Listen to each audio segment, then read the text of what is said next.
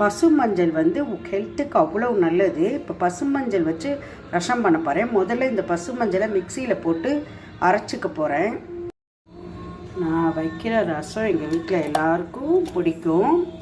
இப்போ நம்ம பசு மஞ்சள் போட்டு தான் ரசம் வைக்கிறோம். தக்காளி, கருவேப்பிலை, கொத்தமல்லி தழை, கொஞ்சோண்டு புளி. நான் புளியே போட மாட்டேன் எப்பயும். இதெல்லாம் லைட்டாக கூட நம்ம மிக்சியில் ஒரு சுற்றிக்கலாம். அப்போ தான் ரசத்தில் இறங்கும். இப்போ வந்து பசு மஞ்சள் அரைச்சி வச்சுருக்கேன் பாருங்கள், அதை இதில் ஊற்றிடுவோம். பசு மஞ்சள் அவ்வளோ நல்லது. நம்ம பாடிக்குள்ளே இருக்க எல்லாத்தையும் க்ளீன் பண்ணும். இப்போ ரசம் அளவாக பார்த்து நிதானமாக உப்பு போட்டுட்டு இப்போ இந்த ரசத்துக்கு ஏற்ற மிளகு ஜீரகம் வைக்கிறோம். கொஞ்சம் கோல்டு கீல்டு அப்படி இருந்ததுன்னா உங்களுக்கு 2 மிளகு தூக்கலாக போட்டுக்கலாம், இல்லைன்னா கொஞ்சம் கம்மியாகவே போட்டுக்கலாம் மிளகை.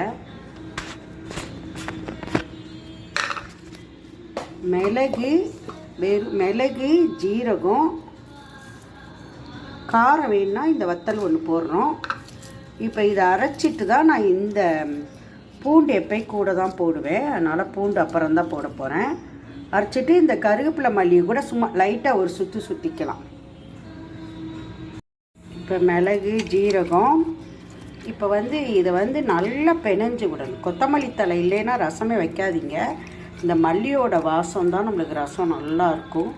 நல்லா நைஸாக இதெல்லாமே நம்ம கையில் பிசைஞ்சு விட்டுட்டு அளவாக தண்ணி ஊற்றி தாளிக்கணும். நல்லா பிசைஞ்சிட்டு நான் பருப்பு ரசம் வைப்பேன். அப்போ வந்து துவரம் பருப்பை கொஞ்சம் வேக வச்சதை எடுத்து இதில் போட்டோம்னா பருப்பு ரசம் நல்லா நைஸாக பிணைஞ்சி விட்டுட்டு தண்ணி வந்து நம்மளுக்கு எவ்வளோ வேணுமோ, நம்ம இந்த மிளகு ஜீரகம் எல்லாமே ஒரு அளவுக்கு பார்த்துருப்போம். அதுக்கேற்ற மாதிரி தண்ணி ஊற்றணும். 2 டம்ளர் ரசம் வேணும்னா 2 டம்ளர் ரசத்துக்கு ஏற்றாப்படி எல்லாமே போட்டுக்கணும்.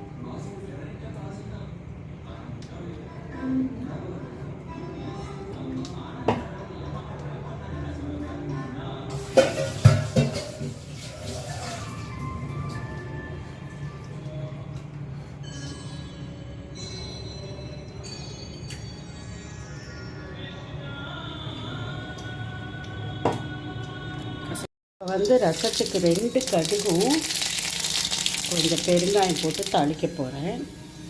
அவ்வளோதான்.